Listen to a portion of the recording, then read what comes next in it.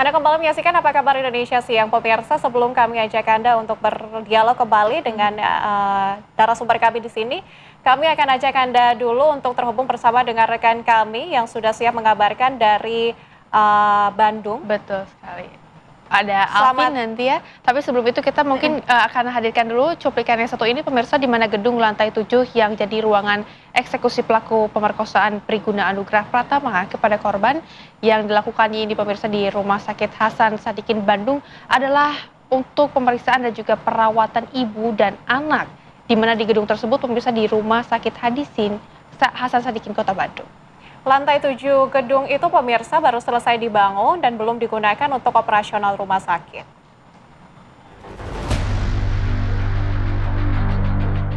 Usai melakukan olah TKP di gedung baru lantai 7 Rumah Sakit Hasan Sadikin Bandung, polisi masih menetapkan ada 3 korban perkosaan yang dilakukan dokter residen PPDS Priguna Anugrah Pratama. Pelaku memperkosa 3 wanita, yaitu 2 orang pasien yang sedang dirawat dan seorang keluarga pasien di sebuah ruangan di lantai 7 gedung baru Rumah Sakit Hasan Sadikin Bandung. Indikasi pelanggaran pidana juga, Pak, kelalaian dari rumah sakit, dan apakah itu bisa masuk ke ranah pidana, Pak, atau itu harus delik laporan, Pak? Tidak ada, nggak ada. Itu kan hanya menurut perorangan, bukan tim. Misalnya kan kalau pasien dokter anestesi itu kan dia memang ada timnya, tapi dia ini melakukan aksinya sendiri, seorang diri aja. Dan si ruangan itu dia memiliki kunci sendiri atau memang tidak dikunci atau gimana? Ruangan tidak dikunci, karena itu ruangan baru. Di sana akan digunakan untuk perawatan. Kondisi di lantai 7 gedung baru ini tampak bersih. Gedung baru ini dipersiapkan untuk ibu dan anak. Ada banyak ruangan untuk pemeriksaan, rawat inap, dan ruang bedah khusus wanita dan anak. Gedung ini diresmikan pada bulan Agustus 2024 lalu oleh Presiden ke-7 RI Joko Widodo. Sejak peresmiannya, lantai 7 gedung ibu dan anak ini belum digunakan oleh rumah sakit. Pelaku perkosaan Priguna Anugrah membawa ketiga korbannya ke salah satu ruangan di lantai 7. Sebelum memperkosa, Priguna memberikan obat bius terlebih dahulu kepada para korban. Sayangnya, pihak Rumah Sakit Hasan Sadikin Bandung enggan berkomentar saat ditemui wartawan. Pak, sedikit Pak dari RSIS gimana Pak? Tanggapannya Pak? Dari Bandung, Jawa Barat, Cepi Kurnia, TV One mengabarkan. Dan untuk memperbarui informasi terkini, pemirsa, sudah terhubung bersama dengan kami reporter TV One Alvin Saputra yang ada di Bandung. Alvin, silakan informasi Anda.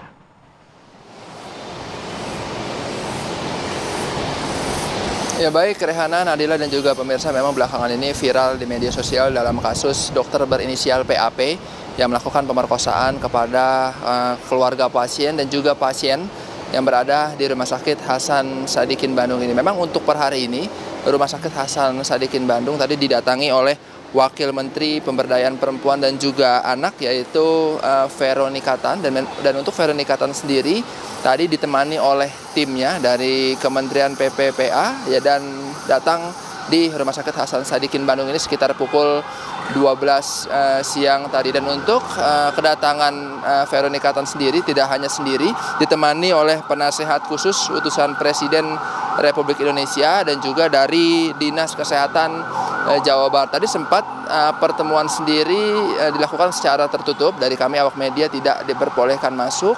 Namun tadi maksud kedatangan dari Veronika Tan sendiri untuk bertemu dengan pihak Rumah Sakit Hasan Sadikin Bandung untuk berkonsultasi dan mengetahui lebih dalam penyebab terjadinya pemerkosaan yang dilakukan seorang dokter berinisial PAP. Namun tadi setelah keluar dari pertemuan tersebut, Veronika Tan juga mengatakan bahwa pihaknya dan pihak dari Veronika Tan nantinya akan membantu ataupun mendukung penuh untuk membantu pemulihan dari korban pemerkosaan yang dilakukan oleh dokter berinisial PAP.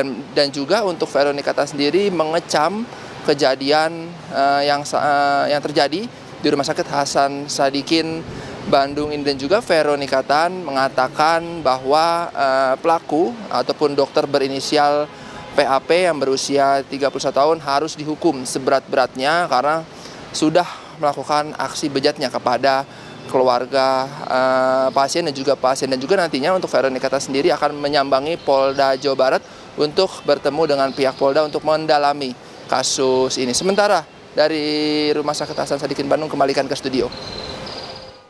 Baik Alvin, terima kasih untuk laporannya, selamat bertugas kembali. Dan pemirsa, kami kembali ajak Anda untuk berdialog bersama dengan Mbak Febri. Mbak Febri, tadi kan untuk perkembangannya kasus ini artinya semakin terkuak ke publik. Kalau kita lihat dari sisi psikologis korban, ini gimana Mbak? Jadi kalau saya cermati, korban kasus ini itu sangat cerdas gitu ya. Karena banyak dari mereka yang saat jadi korban pelecehan seksual, mereka cuma bingung dan bertanya-tanya tanpa mengambil tindakan. Tapi korban ini begitu merasakan sakit di sekitar alas vitalnya langsung visum gitu. Karena harus kita cermati, amit-amit ya, jangan sampai kalau ada orang yang mengalami pelecehan seksual itu kalau bisa tidak boleh mandi dulu. Jadi harus segera langsung visum ke dokter, ke IGD atau ke dokter kandungan gitu ya, untuk dilihat, diambil jejak spermanya dan lain-lain gitu, dilihat. Karena kalau sudah mandi beres-beres segala macam itu akan jadi menghilangkan barang bukti ya gitu. Dan ini sangat cerdas sekali gitu ya.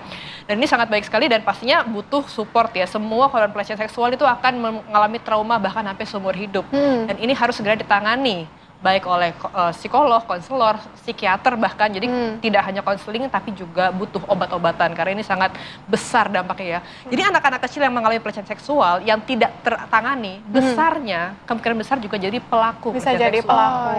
Mungkin akan berimbas juga ya kepada psikologinya. Tapi untuk lingkungan sendiri, sepertinya ini seperti apa yang harus kita waspadai dan juga agar tidak menjadi korban begitu ya dari pelecehan seksual ini, harus seperti apa? Kalau saya selama ini sudah edukasi orang-orang ya, jadi sebagai seks edukator, dari sekecil-kecilnya itu harus dikasih seks edukasi sejak dini sesuai dengan tahapan usia. Jadi jangan sampai orang tua nggak mau ngomong soal seks karena tabu. Nggak tabu dong, karena kita semua punya organ alat kelamin gitu ya, harus diedukasi apa yang kita punya dalam tubuh kita. Pertama itu, seks edukasi sangat penting. Yang kedua, bagaimana mengenali predator seksual. Jadi kalau sampai kenapa-kenapa, dia langsung bercerita. Kan ada, saya pernah tahu kasus yang anak kelas 6 SD, dia pernah dilecehkan tapi nggak pernah cerita, tiba-tiba sakit perut pas ke dokter hamil. Karena diperkosa banyak orang gitu. Baru ngomong pas sudah terlambat gitu kan. Itu mungkin karena tidak dibukanya keran komunikasi antara anak dan orang tua. Gitu. Pertama gitu, seks edukasi sangat penting. Yang kedua, jangan sampai victim blaming terjadi lagi. Karena di kasus ini pun yang jelas-jelas salah pelaku masih ada netizen ya yang menyalahkan korban. Betul, gitu ya. Malah membela pelaku justru ya. Betul, iya.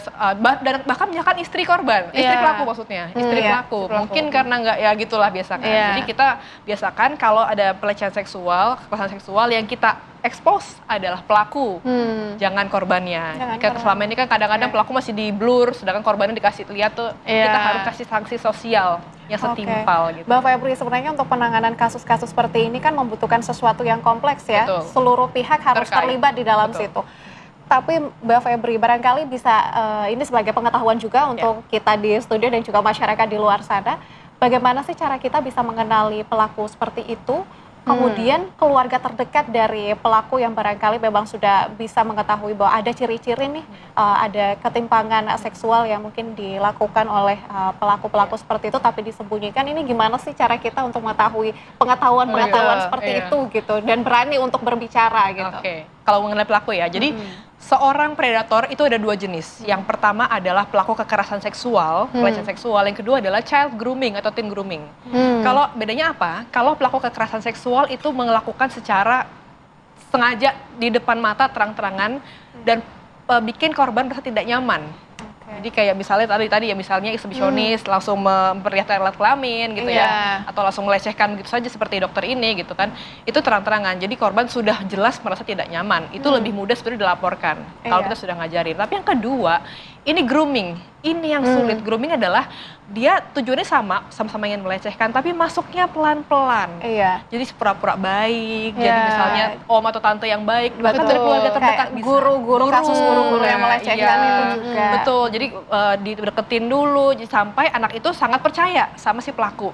Jadi karena percaya, oh apapun yang dilakukan pasti untuk kebaikanku. Nah itu lebih gampang masuknya, dan ini banyak yang tidak dilaporkan karena merasa malu karena dia kan udah baik sama aku. Nah ini lebih susah. Nah itu kita harus edukasi soal grooming juga, bukan hanya pelecehan seksual.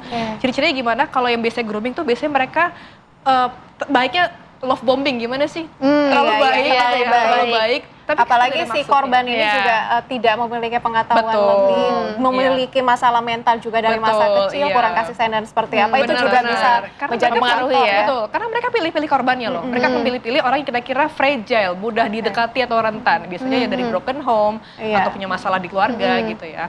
Tapi kalau pelaku pelecehan seksual sendiri biasanya mereka tadi saya bilang punya kecenderungan untuk antisosial, tidak punya empati atau punya masalah emosi yang meledak-ledak gitu ya. Dan kalau misalnya anak-anak, kalau lihat dari anak-anak mereka empatinya tidak sesuai usia. Kan ada anak yang memang masih tidak mau berbagi karena masih fasenya, ada yang harusnya sudah bisa tapi nggak mau gitu, egosentris gitu ya. Punya masalah emosional gitu. Terus kayak sepertinya kecanduan porn juga bisa. Banyak orang yang anak kecanduan porn itu besarnya jadi penyimpangan seksual karena itu pornografi merusak fungsi eksekutif otak.